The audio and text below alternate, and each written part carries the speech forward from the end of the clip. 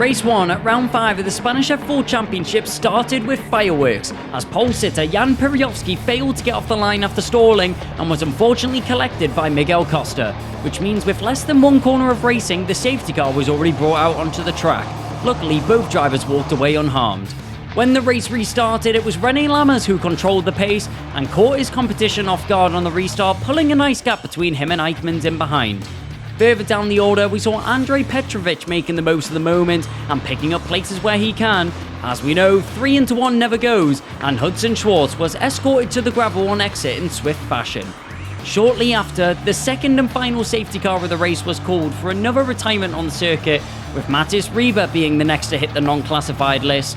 Unlike last time, Lammers took his sweet time and made sure the pack was fully bunched up before hitting the accelerator, which worked out in his favour with another clean restart.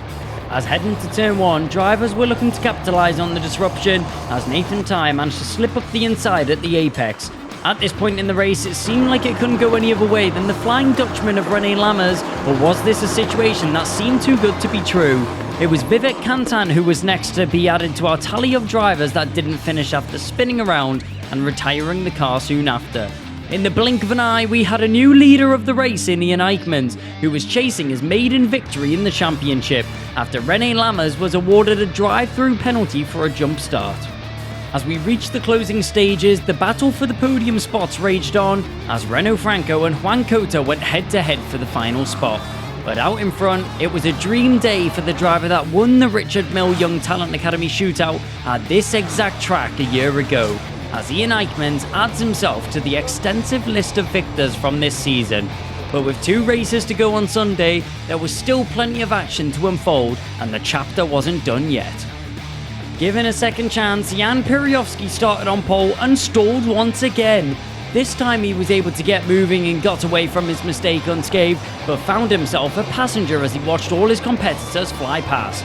In the midfield, it was a mad dash for everyone to get themselves in order, as Noah Montero set a smokescreen with his quick trip to the gravel, losing multiple positions in doing so. A moment from Rogerio Grotta saw him collect Ember Felbermeyer as they both dropped to the rear end of the order. The battles continued throughout as Gino Trapper managed to find the inside and moving himself up a place past Straubing, as the championship leader didn't put up much of a fight. Jan Perijovski wasn't done just yet, as he was on a mission to fight his way back up the order after another terrible start off the grid. Off the back of a retirement, Vivek Kantan was getting stuck in, as he made his way past the rookie of Mickey Blastos. With it being a shorter race, opportunities don't come as often, but for one driver, Hudson Schwartz was making them for himself as he gained another place past Renaud Franco, finishing 5th by the time the clock struck 0.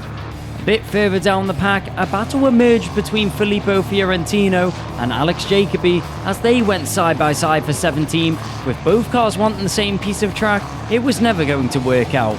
But as the race came to an end and it was redemption day for René Lammers, as he was able to take home the race win he was stripped of yesterday, with Juan Cota and Nathan Tye rounding out the podium in this one.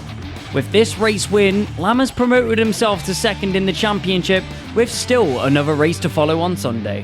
And with this pace on display, Lammers is really looking like a force to be reckoned with.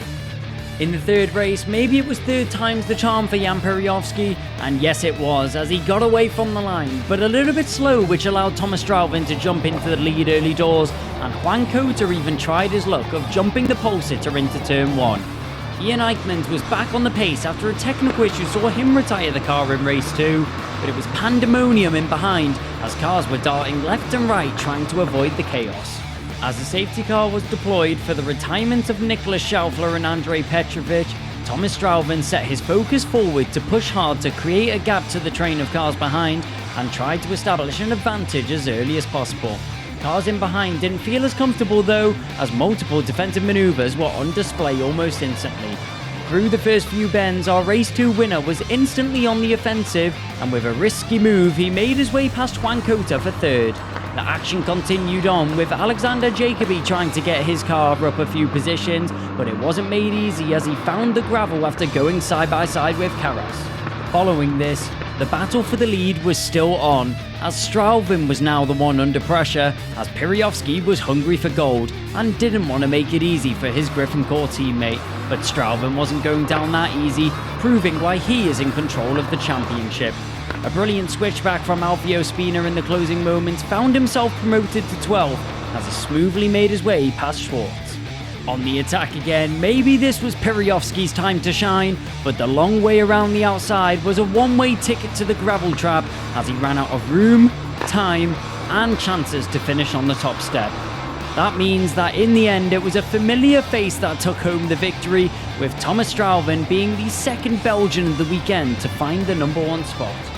With 2 rounds to go and a chance to wrap the title for Straubing, we head to Valencia with nerves running high.